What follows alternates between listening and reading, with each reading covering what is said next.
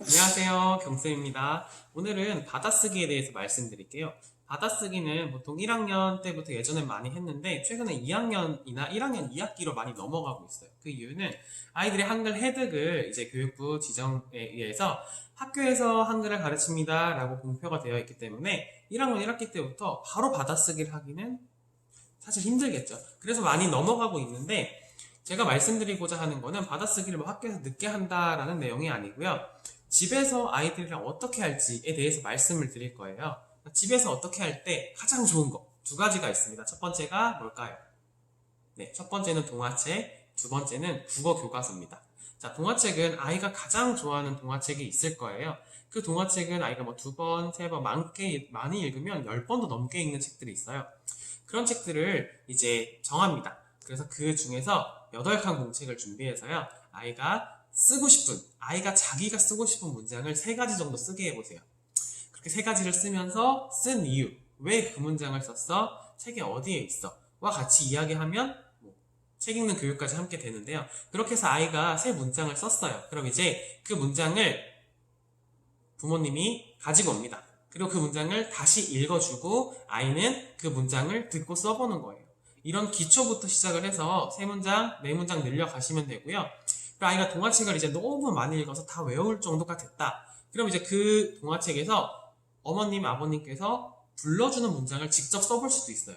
그렇게 해서 쭉 나아갈 수 있고요. 뭐 동화책 정도까지는 아이들이 무난히 많이 접근을 하는데 교과서는 사실 조금 더 난이도가 있어요. 근데 하지만 교과서 자체는 학년 어휘 수준에 가장 적합하게 맞는 도서기 때문에 교과서는 반드시 한번 짚고 넘어가는 게 좋습니다. 그리고 또 하나의 이유는 아이들이 학교에서 국어 교과서를 배우는데 원래 복습을 하면 가장 좋은데 복습을 하기가 쉽지가 않아요. 그래서 복습을 받아쓰기를 통해서 자연스럽게 할 수도 있는 거죠. 그래서 뭐 특히 1학년 같은 경우에는 뭐 아버지 뭐 이런 단어들도 나오고 중간중간 동화가 나오면서 문장으로 된 그런 문장들이 이어진 동화도 나와요. 그래서 그런 것도 아이들이 그날 학교에서 배운 내용을 직접 한번 부모님이랑 함께 써보고 다시 한번 읽어보는 활동을 하면 아이가 글쓰기, 받아쓰기에 대해서 좀 더 접근하는 계기가 될 거예요. 방금 글쓰기에 대해서 말씀을 드렸는데 받아쓰기를 하는 또 하나의 이유는 글쓰기와도 관련이 있어요. 아이들이 받아쓰기, 즉 듣고 쓰는 이 받아쓰기에 익숙해져 버리면 자기가 생각을 표현하는 글쓰기도 조금 더 쉽게 접근하는 성향이 있어요.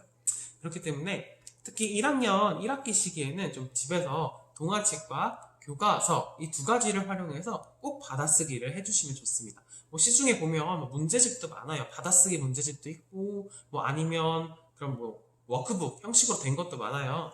그런 것도 해주시면 좋고요. 뭐 이런 굳이 나는 책을 안 사고 할 거다라고 하시면 제가 말씀드린 동화책이나 교과서를 8칸 공책에 해주시면 좋습니다.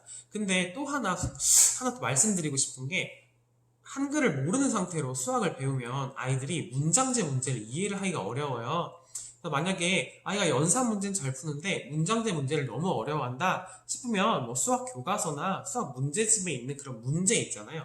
문제들을 직접 아이와 함께 다시 써보고 그리고 읽어주고 받아 써보고 이런 활동을 하면 아이들이 조금 더 수업 시간에 자신감도 생기고 자신감이 있어야지 이제 아이들은 또 다 했어요 이런 것도 약간 자신감 있는 아이들이 하는 이야기잖아요.